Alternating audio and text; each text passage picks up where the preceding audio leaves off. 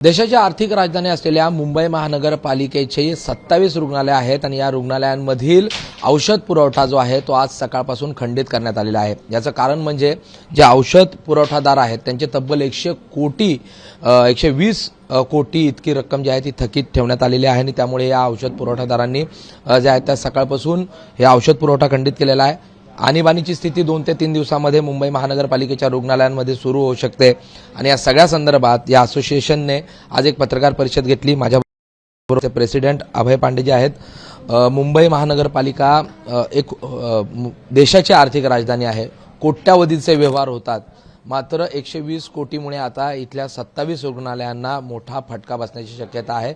काय सांगाल, हा पुरवठा का खंडित करण्यात आलाय? सर असं देखा की ते जे मेडिसिन सप्लायर आम्ही लोक आहेत ते जवळजवळ आम्ही 150 सप्लायरला जे मेडिसिन आम्ही BMCला सप्लाय करत आहात ते, आणि 150 सप्लायर्सचं जे पेंडिंग अमाऊंट आहे ते करीबन जवळजवळ 120 करोड रुपीज आउटस्टँडिंग आहेत आणि ते आउटस्टँडिंग फ्रॉम लास्ट 4 इयरपासून आहेत आणि जे रेग्युलर सप्लाय त्याचा 6 मंथपासून ते लोकांनी पेमेंट दिलेलं नाही रेग्युलर सप्लाय समोर।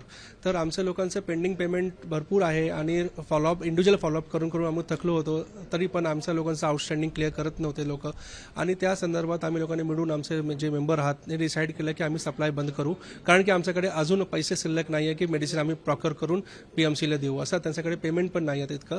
त्या संदर्भात आम्ही लोकांनी पत्रव्यवहार केला आणि आजचा दिवस ठरला की आम्ही आजपासून सप्लाय बंद करणार आहोत। अभयजी, किती दिवस मुंबई महानगरपालिका अशा स्थितीमध्ये तग धरू शकते जर हा सप्लाय सुरू नाही राहिला तर? असं आहे की BMCकडे अगर आपण बघितलं गेलं तर लास्ट 3 इयर्सपासून त्यांचं रेट कॉन्ट्रॅक्ट नाही झालेलं आहे, म्हणजे असे बहुतेक ते शेड्यूल्स आहे जे पेंडिंग आहेत अजून। त्या अगर आपण बघितलं गेलं तर 3 ते 4 दिवसांपासून त्याचा स्टॉक जे आहे ते आहे, त्याच्यानंतर ते लोकांना त्रास होईल आणि आमची कधीही इच्छा नाही आहे की कोणीही पेशंटला आम्ही मेडिसिन सप्लायचा काही बाधा बनवू आम्ही स्वतः, कारण की आम्ही स्वतः आमचं लोकांचं होत आहे की आम्ही एव्हरी पेशंटला आम्हाला मेडिसिन सप्लाय करायचं आहे आणि असं विलिंगनेस आहे। पण त्याबरोबर BMCला पण असंच एक स्टेप घ्यायला पाहिजे की आमचे जे पेंडिंग पेमेंट आहात ते क्लिअर करा, आम्ही लगेच पेमेंट जे मेडिसिन सप्लाय आहे ते चालू करू, पण आमची सप्लाय जे पेंडिंग आहात म्हणजे पेमेंट पेंडिंग आहात त्या पेंडिंग पेमेंट शिवाय आम्हाला सप्लाय करता येणार नाही, कारण की आमच्याकडे पैसे नाही आहे।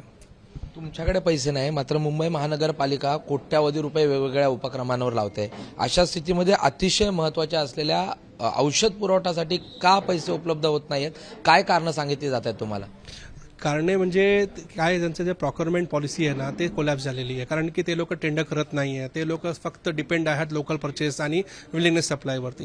तर जर यांचा पेमेंटचा जे पार्ट आहे ते एखादा आम्ही त्यांना फॉलोअप करून केलं तर त्यांचं काय म्हणणं आहे की आमचं अकाउंट डिपार्टमेंटकडे फाईल केलेली आहे आणि दुसऱ्या डिपार्टमेंटचा त्यांचा एक प्रोसेस आहे 72, 73 असं एक त्यांचा एक टेक्निकल वर्ड आहे, ते असं पूर्तता करायला अजून पेंडिंग आहे, असं ते त्यांना एक टेक्निकल कारणं सांगून ते लोकांनी पेमेंट थांबवलं आहे। विजिलन्स डिपार्टमेंट कधीही एखादा फॉलोअप करायला गेलं की आमचं जे विजिलन्सचं पेमेंट आउटस्टँडिंग आहे ते क्लिअर करा, कोणी समोर येत नाही, कोणी ते लोक सांगतात की उद्या करणार परवा करणार, असं त्यांचं फक्त ते फक्त टालमटाल त्यांचं चालू असतात। विजिलन्सची तुमचा साधारणतः 20 कोटी बाकी आहेत, EMD मध्ये काही बाकी आहेत, अशी एकूण किती रक्कम आहे? एकूण टोटल बघितलं गेलं तर 120 करोडचा वरचा आमचा अमाऊंट स्पेंडिंग आहे, त्याच्यामध्ये मेडिसिन सप्लाय आहे, कन्झ्युमेबल्स आहे, सर्जिकल ड्रेसिंग्स आहे, इम्पॉर्टंट ग्लव्ज आहे, HIV किट आहे, PPE किट आहे, असं इम्पॉर्टंट मेडिसिन कन्झ्युमेबल्स आणि इंस्ट्रुमेंटचा ते समावेश आहे त्याच्यामध्ये।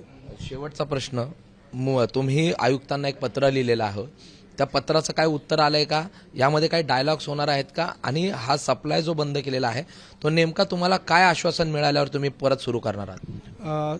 आज सकाळी कमिशनर साहेबांनी मी मेसेज करून रिक्वेस्ट केलं की आम्हाला अपॉइंटमेंट द्या, त्यांचं प्रतिउत्तर पण आला की त्यानं काय सांगितलं की हे मॅटर त्यांनी इन्स्ट्रक्ट केलेलं आहे, AMC विपिन शर्माकडून इन्स्ट्रक्ट केलेलं आहे आणि त्यांनी कॉल केला होता विपिन शर्मा साहेबांनी, त्यांनी आश्वासन दिलं आहे की मी पेमेंट लगेच स्टार्ट केलेलं आहे, त्यांनी रिव्ह्यू पण घेतलेला आहे, त्यांनी किती अमाऊंट पेंडिंग हॉस्पिटलमध्ये त्यांच्याकडे रेकॉर्ड पण आलेला आहे आणि त्यांनी ते पॉझिटिव्ह आहात, ते त्यांचं असं म्हणणं आहे की विदिन वीक आम्ही सगळं पेमेंट क्लिअर करू, आजपासून त्याने पेमेंट करायला सुरुवात केली असं त्यांचं स्टेटमेंट होतं आणि आम्हाला पण विश्वास आहे की ते करणार, पण आम्हाला लेखी काहीतरी अजून पण भेटलं नाही आहे। लेखी पत्र आला की लगेच आम्ही लोक आमचे कमिटी मेंबर डिसाईड करणार आणि त्याचा निर्णय घेणार। धन्यवाद. माझ्याबरोबर अभय पांडेजी होते, या असोसिएशनचे ते अध्यक्ष आहेत. खरं तर मुंबईमधल्या KM असेल, नायर असेल, त्याचबरोबर राजावाडी आहे, भाबाय, असे अनेक 27 हॉस्पिटल्स असे आहेत ज्यामध्ये हा सप्लाय होतो.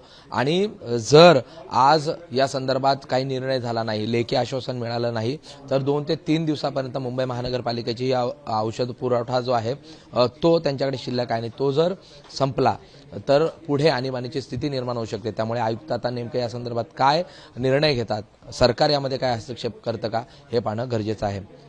कॅमेरा पर्सन हेमंतसह प्रशांत बडे, ABP माझा, मुंबई. ABP माझा, उघडा डोळे बघा नीट.